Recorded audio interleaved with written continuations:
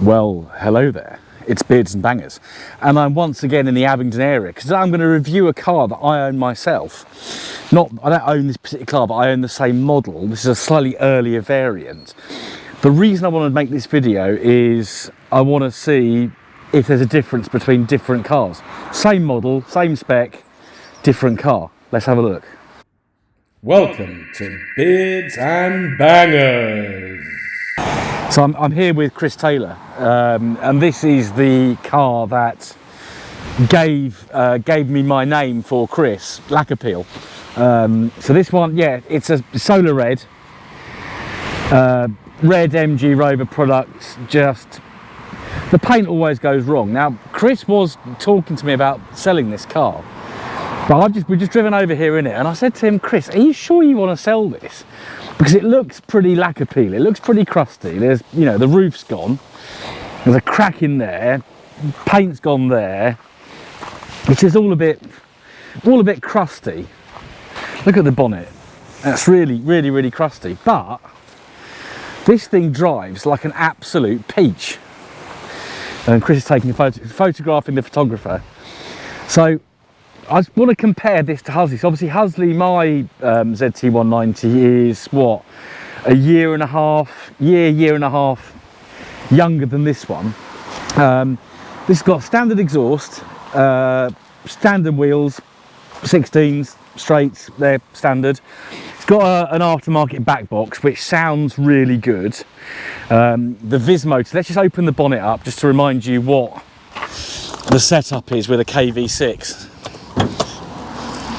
So very familiar sight to viewers of my channel. So we've got our KV6 engine under the bonnet.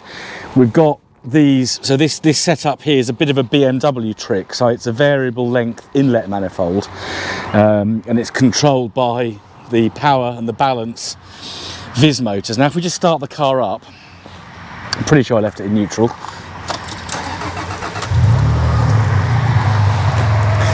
So if you're buying a car with a KV6, it's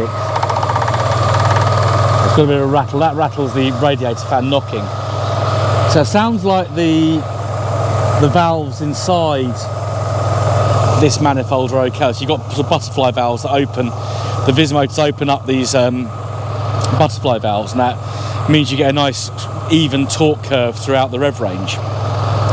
If you listen to one of these engines and it's making a real rattling area from this neck of the woods, then it means your valves have come loose and you'll need to get a second-hand inlet manifold. Now you can't get these new anymore, I don't think. I know there's a few knocking around, but I know I've got a spare. I've got one or two spare manifolds. I think Austin's got one or two spares. It's worth having them just as a backup. But the Vismotors also pack up, but they are readily available from discount MG Rover spares. I just love the sound of these engines. They're loud engines, but they're really good. Let's just shut the bonnet up because we're going to go for a drive, because I want to tell you how this car compares to Husley, my 190. Let's jump in. Right, so I'll start him up.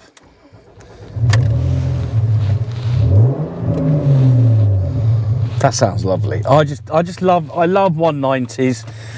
That's why I would never sell mine. Just saying to Chris, he probably shouldn't sell this because he'll regret it, because they are nice cars. This is an early one. It's a PPD, pre-project drive, so it's got Alcantara seats. Seen better days, mind you, but it has got Alcantara seats. You'll have little details that you don't get on the later cars. Let's get out of this little car parky bit and give it a few beans. I really just want to compare this to mine. Hopefully this Saab isn't going to try and...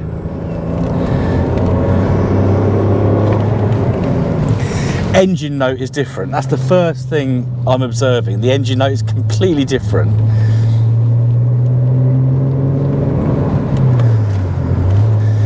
Is that because of variable build quality in Longbridge? Who knows? Obviously the exhaust note's completely different. This has got a stock exhaust on, so it's got a centre section that's resonated.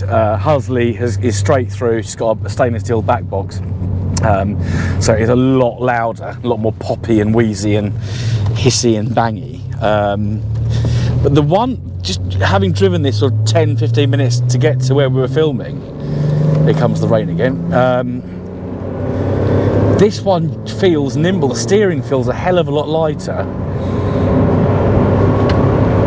and it feels a lot quicker. This one just feels, it might be wrong, I'll have to do a drag race at some point, but this just feels a little bit more lithe. Why, I don't know. Obviously Husley came back from the dead 2 years ago. That car was probably should have gone in the scrap. In fact, it was going to go in the scrap, so we're still doing a few little bits of fettling to it. This one's, yeah, one of the, it's you know, one of the earlier ZTs. Of course, they only started making them in 2001. I've just driven Chris's MGB. You'll have seen, I don't know whether I'm going to do this video first or the MGB one first, but although I've just driven MGB, the steering wheel feels so chunky compared to the little thin MGB steering wheel. But this is nice. Chris, I don't think you should sell it, mate.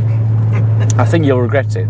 The problem is, people like us, and those watching, you know who you are as well. Space is the problem. The money's not the problem half the time. It's you sell a car, you've got funds to buy another car. It's space, because we can pick cars up for less than £1,000 very easily, but it's having somewhere to keep them. That's always the challenge. So I'm lucky that I've just got a unit. Chris has got a unit. You know, it's okay, but I couldn't carry on as I was, having a fleet on the side of a road, because you run out of space and you haven't really got anywhere to work. We'll just very carefully get past this Freelander 2. It's got a bit of a body kit on it. You probably can't see that. Let's get it right up into the